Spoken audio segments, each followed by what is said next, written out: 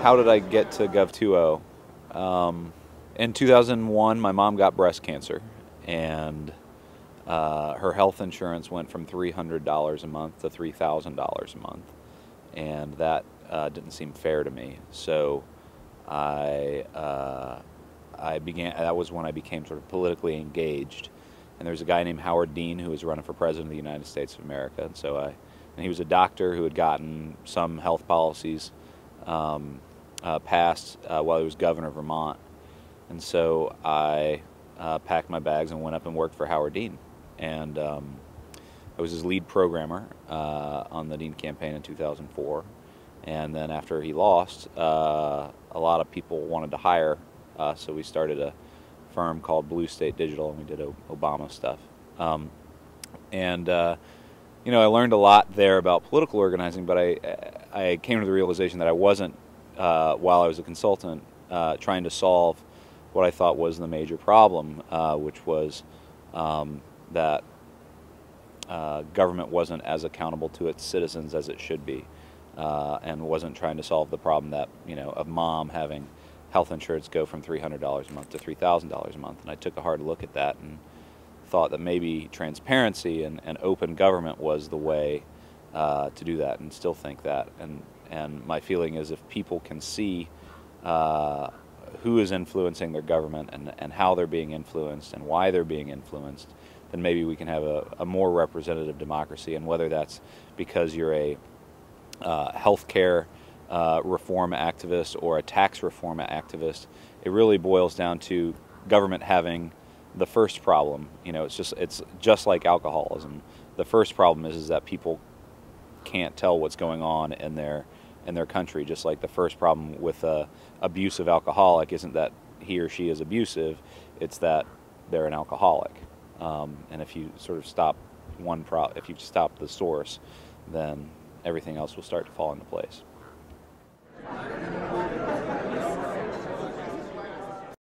The biggest opportunity for improvement, I think, is in the area of accountability and tracking spending and how government is spending as it relates to how government is influenced. So I want to see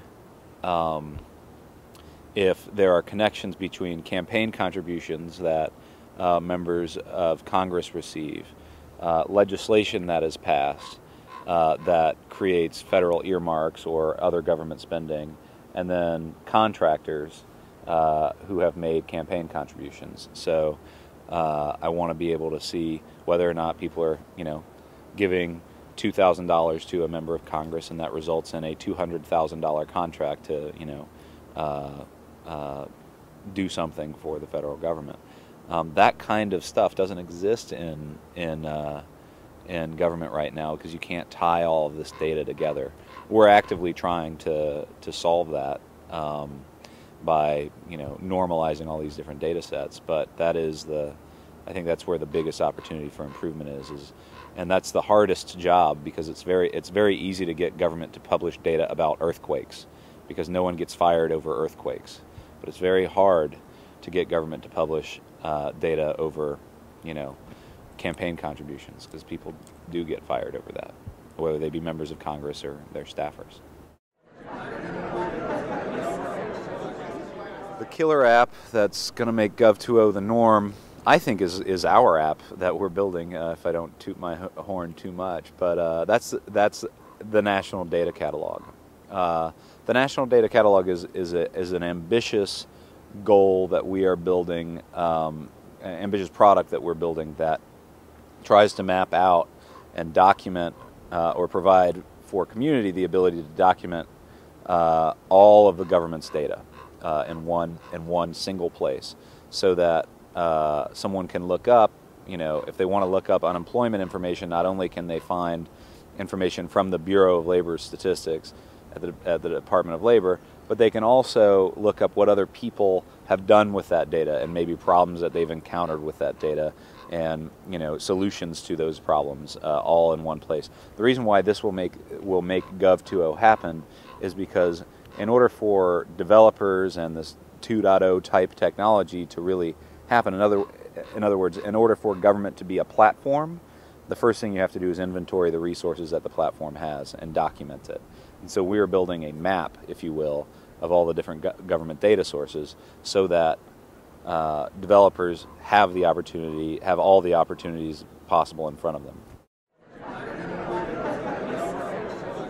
What excites me the most about Gov 2.0 is the thing that also makes me afraid of Gov 2.0, which is cost dynamics.